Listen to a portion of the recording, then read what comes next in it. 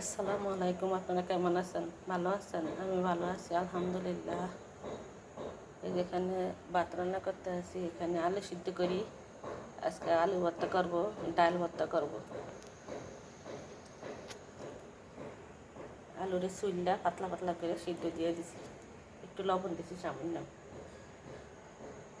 Fresh test কেটে নিই, সব কিছু গুছিয়ে তারপরে দেখাবো। আবার আলুটার একটু টান টান করে আবার ভাজলে আলুর পোড়া পোড়া একটা গন্ধ আসে।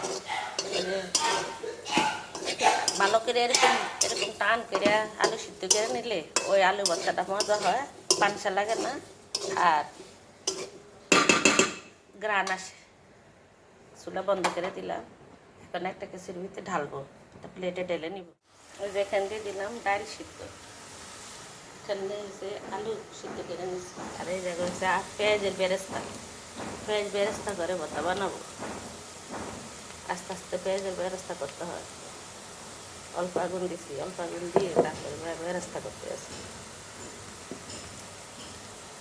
আপনারা আমার সাথেই থাকেন, দেখতে থাকেন আমি কি করি।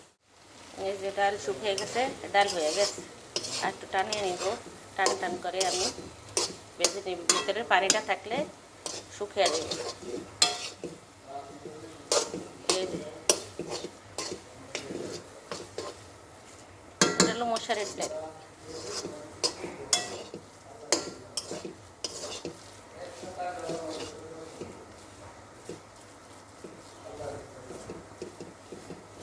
টান করে পানি যেন না থাকে, তো এই ভর্তাটা আঠালো হবে। এখান দিয়ে মরিচ ভাজা হয়ে গেছে। এখান দিয়ে একটু রসুন ভাজে নিতেছি ডালের জন্য। এরকম রসুন একটু ভাজা দিয়ে দিলে ডালের সাথে তাহলে ভালো লাগবে। যে কোনো রসুন, যে কোনো ইয়াতেই রসুন খাইলে ভালো শরীরের লিগে।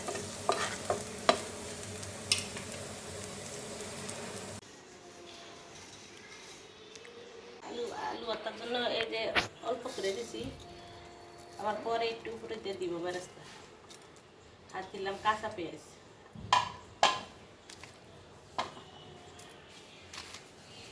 শুকনো মরিচ দিতে আসি।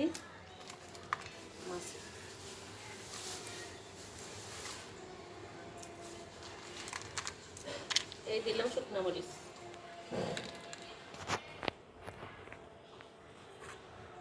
এই হচ্ছে লবণ, সিদ্ধ করার সময় দিছি, এখন অল্প করে দিতে আসি।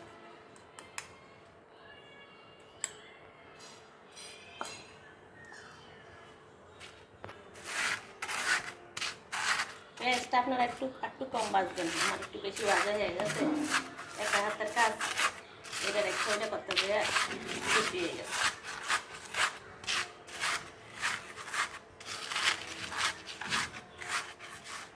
এখন দিব আলু।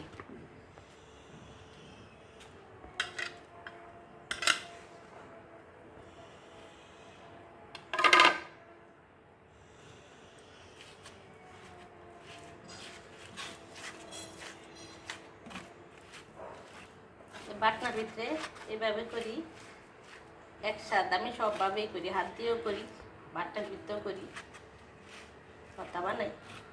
বাটনাটা একটু ফাটিয়ে আলেছে, ওই আমার আগের কাজের লোক কীভাবে ফাটাইছে জানি না, হয়তো কিছুর সাথে বাড়ি খেয়েছে। কাজের মানুষের কাজ দেখেন না, পরের জিনিস, সমস্যা নেই।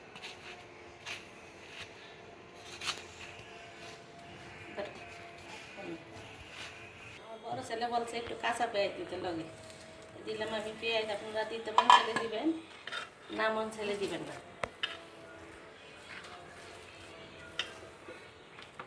এখন আমি সরিষার তেল দিব।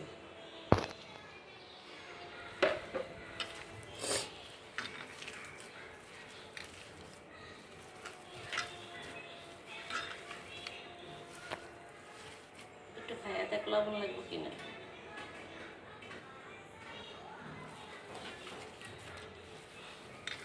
ঠিক আছে,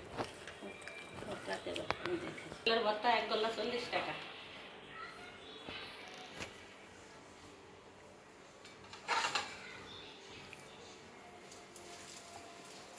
আমরা একটু ভর্তা একটু বেশি করেই বানাই, ভর্তা খানা যায় বেশি। এবার আপনার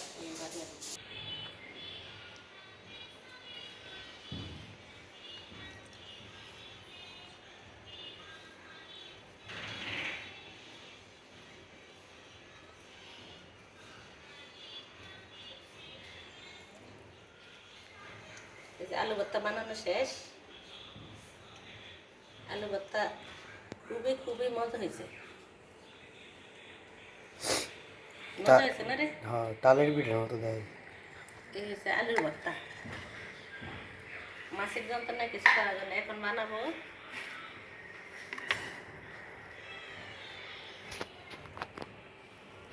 শুকনো মরিচ,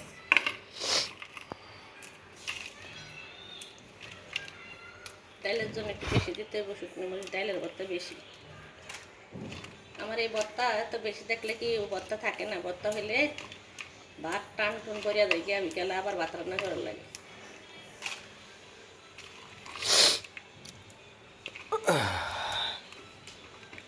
আমরা তো একটু জাল বেশি খাই, আমি বললো যে আমরা এত দিছি মরিচ আর লাগবে না।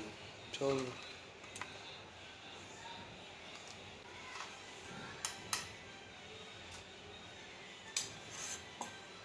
লবণ কম আছে। না লবণ শীতের সময় দিছি তো। ও তাহলে তো আলু শিখেছি। পেঁয়াজ দিবা না? এখন মরিচ ছেড়ে দিল।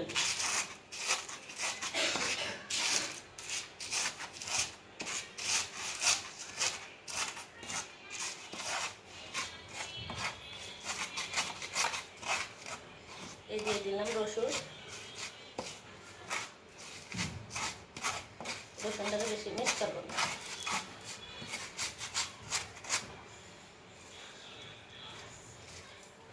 এদিক দিয়ে কাজ করতে করতে মরিচ একটু কমে গেছে। এই যে এটা সবটা দিয়ে দিলাম, একটু বেরেস্তা আস্তা দিয়ে দেখো।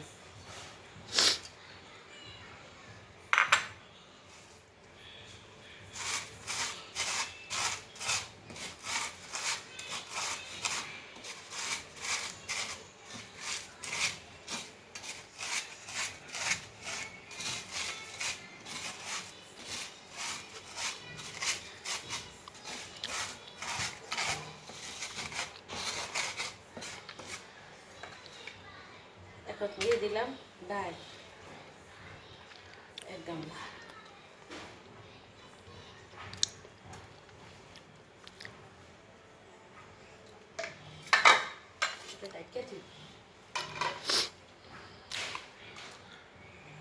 ডালের জন্য দেবো, হাত লাগাবো, এটা দিয়ে বসলে হবে না। তেল দাও।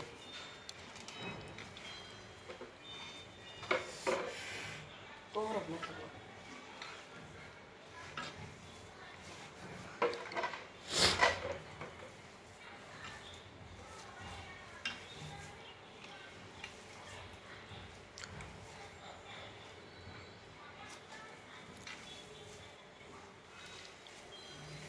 এইভাবে আপনারা মশলাটা যখন সিদ্ধ করবেন একটা শুকনো করবেন।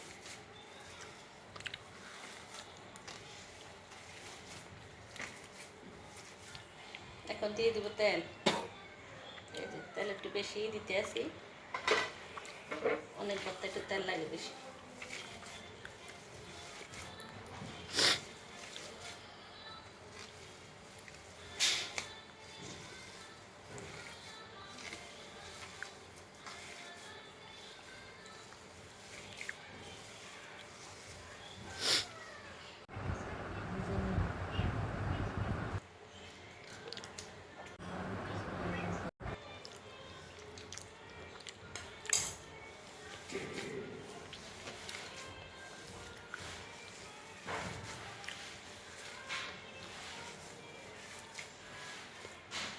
এবার দিয়ে দিলাম বেরেস্তা, এগুলো করে দিই। ঝাল হয়েছে অনেক। তাহলে অনেক তো ভালোই লাগে। সরষের তেল মানে আর একটু দিতে পারো। দিতাম গ্রান আসে নাই।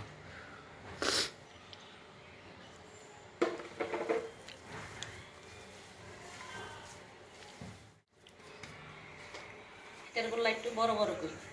ছেলেরা ভর্তা বেশি।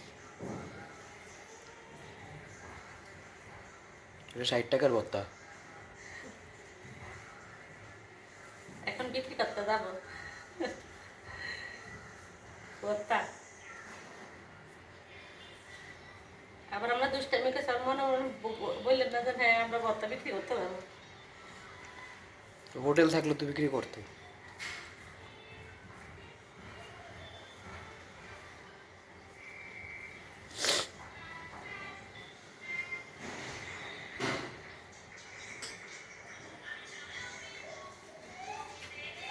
ঘরে দেখা এই যে ডাইলের ভর্তা কমপ্লিট। এখানে হলো আলুর ভর্তা। আর এই জায়গায় গরম ভাত নিয়ে 1 চামচ গরম ভাত নিয়ে খাবো। তুমি খাও।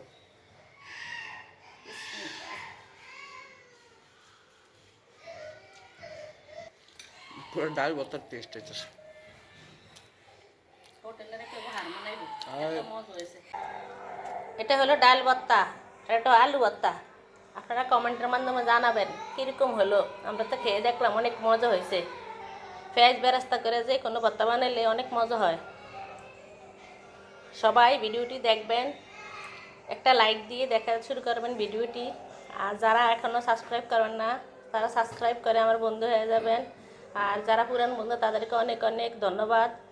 সবাই আমার পাশে থাকবেন, ভালোবাসা দিবেন, সুস্থ থাকবেন। আল্লাহ হাফেজ।